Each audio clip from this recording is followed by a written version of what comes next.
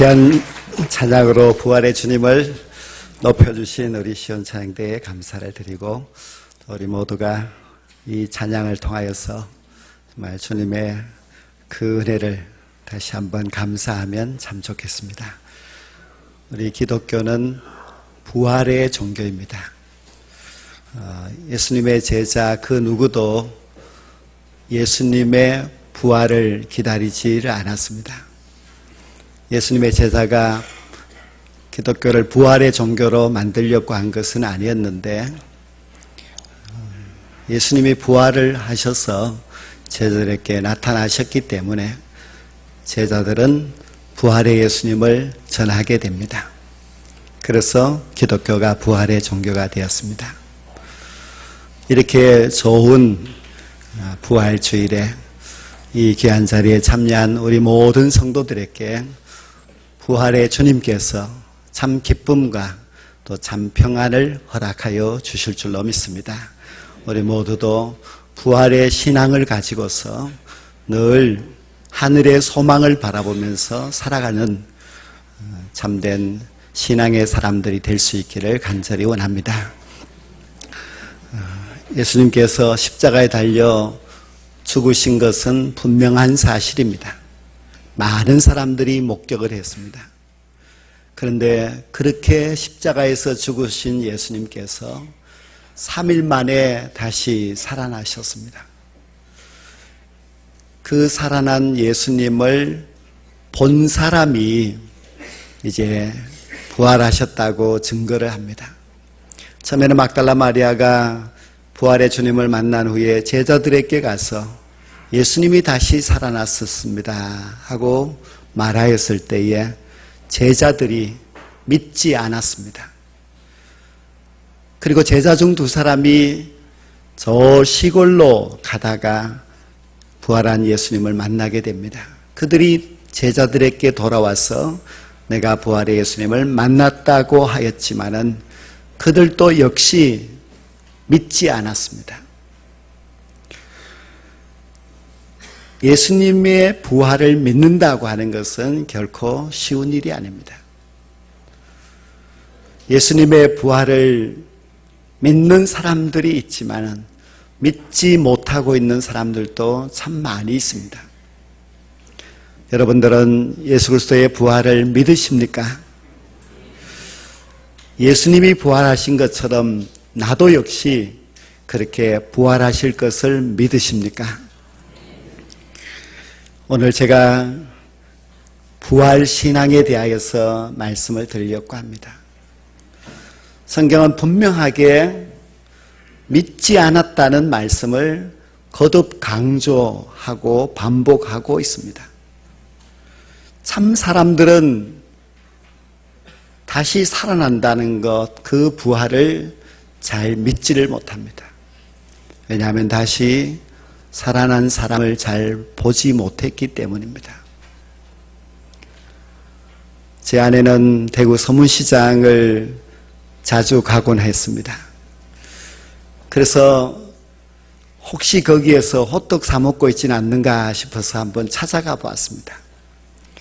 그러나 없었습니다. 한 번 이 세상을 떠나간 사람이 다시 우리 앞에 나타나지는 않습니다. 그러니 예수님이 다시 살아나셨다고 하는 것을 누가 그렇게 쉽게 잘 믿겠습니까?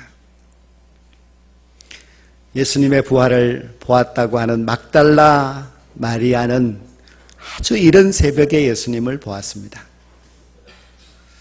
그리고 시골로 가던 2명의 제자는 해질 무렵에 예수님을 보았습니다.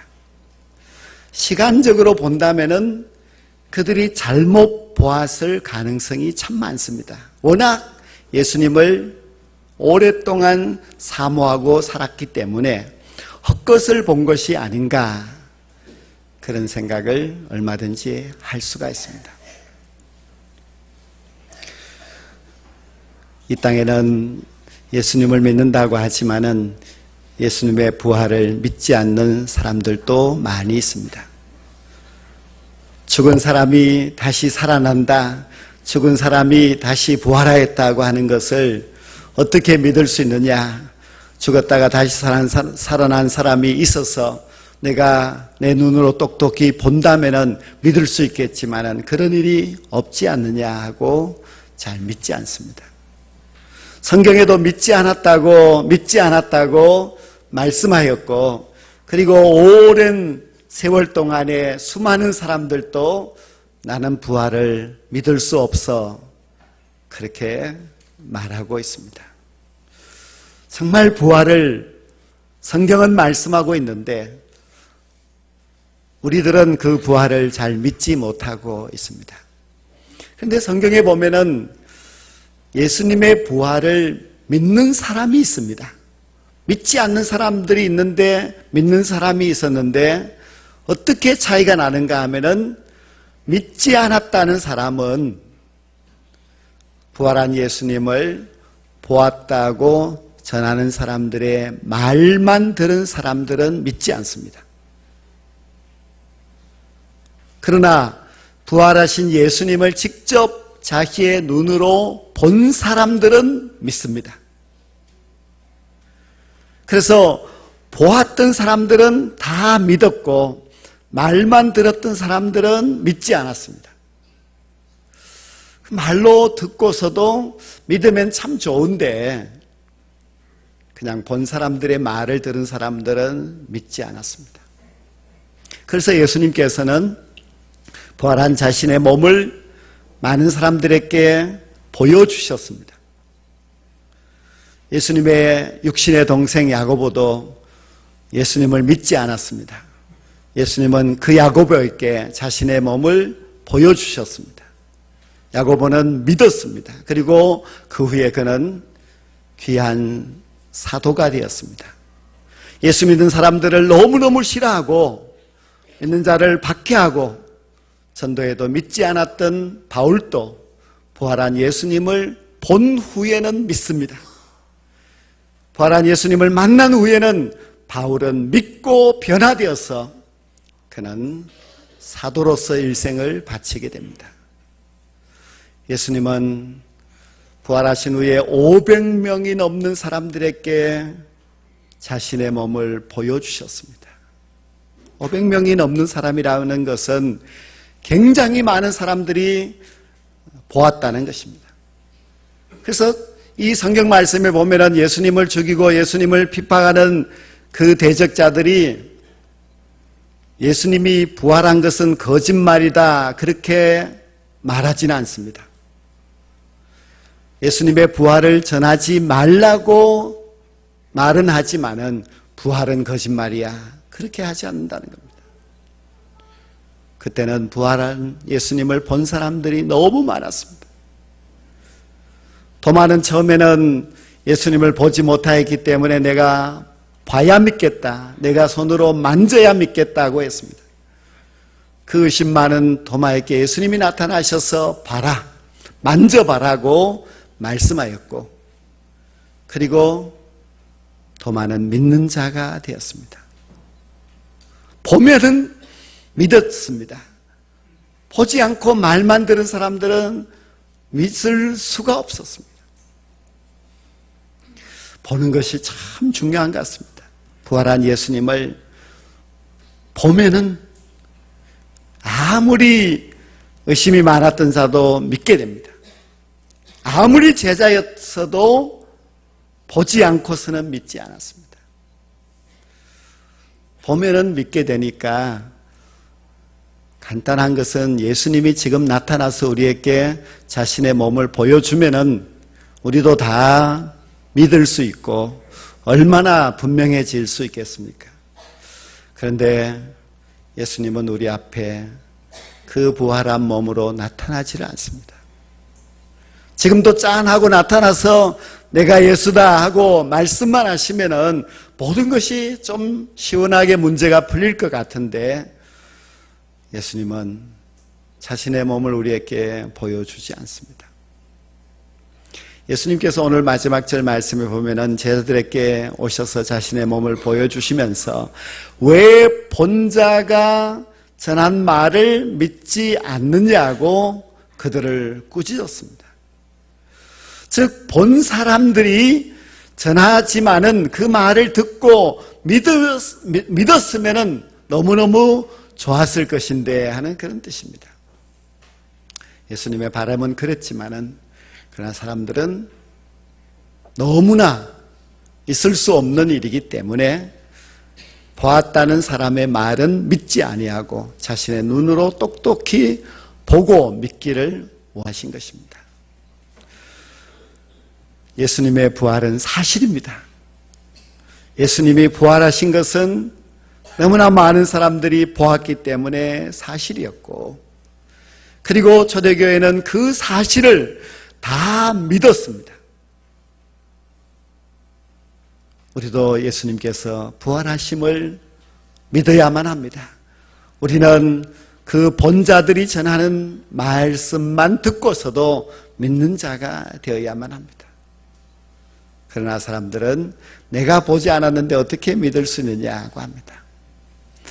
우리가 신앙 가운데서도 최고의 신앙은 부활신앙입니다. 부활신앙이라고 하는 것은 죽었던 예수님께서 3일 만에 다시 살아났다는 것을 믿는 신앙입니다.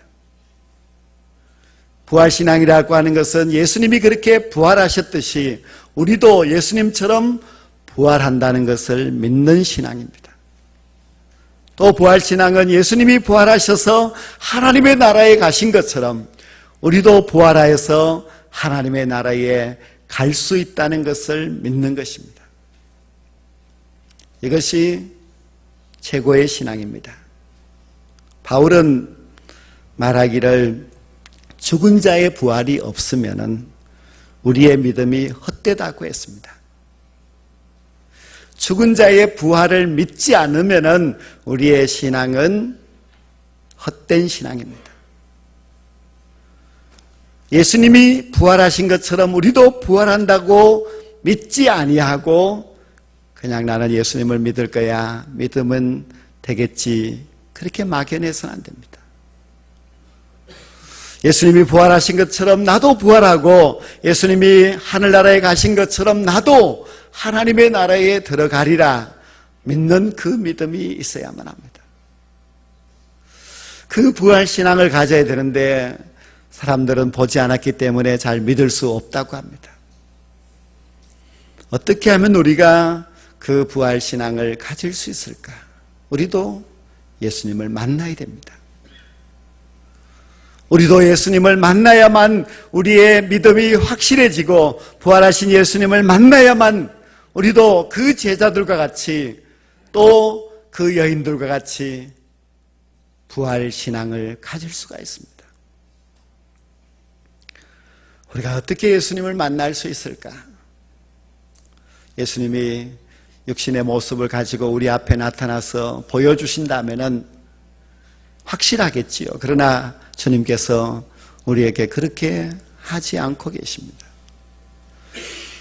예수님께서 부활 승천하신 이후에 이제는 사도 바울에게 마지막 부활의 모습을 보여주시고 잘 보여주지 않았습니다.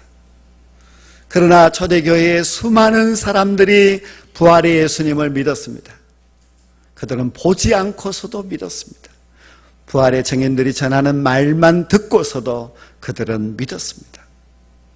그래서 예수님께서는 보지 않고 믿는 자들이 복되도다 말씀하셨는데 정말 보지 않고서도 수많은 사람들이 예수님을 믿었습니다.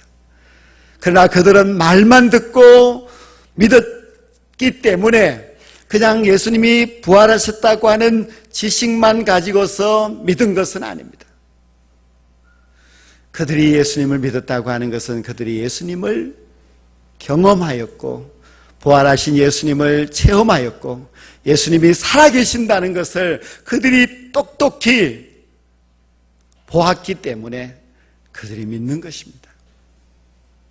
체험이 없이는 부활신앙이라고 할 수가 없습니다. 지식만 가지고서 이론으로서 우리가 알았다고 해서 부활신앙이 되는 것은 결코 아닙니다. 내가 부활의 예수님을 만나고 내 인격으로 예수님을 체험하고 그리고 나서 나는 예수님을 믿습니다. 나는 부활의 예수님을 믿고 예수님이 부활하셨듯이 나도 부활할 것을 믿습니다 하는 그 믿음이 있어야만 합니다. 그러한 체험이 없이 신앙생활하고 있다면 얼마든지 흔들릴 수 있습니다. 예수님을 만난 체험이 없는 그 믿음은 얼마든지 흔들리고 또 잘못될 수가 있습니다. 물론 우리의 신앙이 예수 그리스도께서 나를 위하여서 십자가에 달려 돌아가셨기 때문에 예수님께서 나를 구속하여 주셨다고 믿는 그 믿음도 좋은 믿음입니다. 그러나 거기서 멈추지 마시고 예수님이 나를 구속하여 주셨고 그리고 예수님이 3일 만에 다시 부활하셔서 나에게 영원한 생명을 주셨기 때문에 예수 그리스도를 믿는 나도 영생을 얻어서 주님과 함께 영원한 하나님의 나라에 들어가리라는 그 믿음을 가져야만 합니다. 그 믿음을 가져야만이 여러분의 신앙이 온전한 신앙이 될 수가 있습니다. 초대 교회에는 박해가 참 심했습니다. 1세기, 2세기 때는 교회는 항상 박해를 받았습니다. 박해가 250년 동안이나 조직적으로 지속적으로 계속되었습니다. 예수를 믿는 사람들은 언제 끌려가서 죽을지 모르는 상황이었습니다. AD 64년 네로가 로마 황제로서 기독교인들을 박해할 때에 기독교인 유명한 지도자들 200여 명이 순교를 당했습니다. 그들은 십자가의 처형도 당하였고 목이 잘려지는 참수형도 차였습니다. 바울 사도도 그때 참수형으로 죽었습니다. 베드로는 거꾸로 십자가에 매달려 죽었습니다. 그뿐만 아니라 그 후에 박해가 계속되면서 로마는 원형 경기장 안에 기독교인들을 가두어 놓고 굶주린 사자를 내보내서 그들을 잡아 먹게 하고 그 모든 살을 갈갈이 찢어버리게 하였습니다. 엄마의 품에 함께 있던 조그만 아이도 사자의 입에 한 입에 삼켜지게 됩니다. 그때부터 2000년 동안 기독교인은 6천만 명의 순교자가 나왔습니다. 우리나라에도 2600명의 순교자가 있습니다. 왜 죽었을까? 왜 그들은 하나밖에 없는 그 생명을 예수님을 위해서 바쳤을까? 왜 쓸데없이 죽었는가? 왜 그 귀한 생명, 그리고 아직도 꿈도 피워보지 못한 그 어린 생명들이 왜 그렇게 죽었는가? 그 이유는 그들이 부활을 믿었기 때문입니다. 제가 어젯밤에 우연히 간증 하나를 들었는데요. 1958년부터 무려 12년 동안 지하 땅굴을 파고 그 굴 속에서 신앙을 지키던 기독교인들이 잡혀서 순교를 당하는 그 이야기였습니다. 그 무리 가운데서는 13살짜리 남자아이도 있었습니다. 북한은 공산주의 국가이기 때문에 그들이 기독교를 탄압합니다. 그래서 13살짜리 아이를 밧줄에 목에 걸고 죽이려고 하는데 그 아이가 그 손으로 밧줄을 잡고 울고 있습니다. 엄마를 찾습니다. 엄마가 그 앞에 나와서 아이에게 이야기합니다. 너는 조금 후에 천국에 갈 것인데 왜 우느냐고. 13살짜리 아이는 자기가 잡고 있던 목에 줄에서 자기의 손을 놓고 그리고 죽었습니다. 많은 기독교인들이 그렇게 순교했습니다.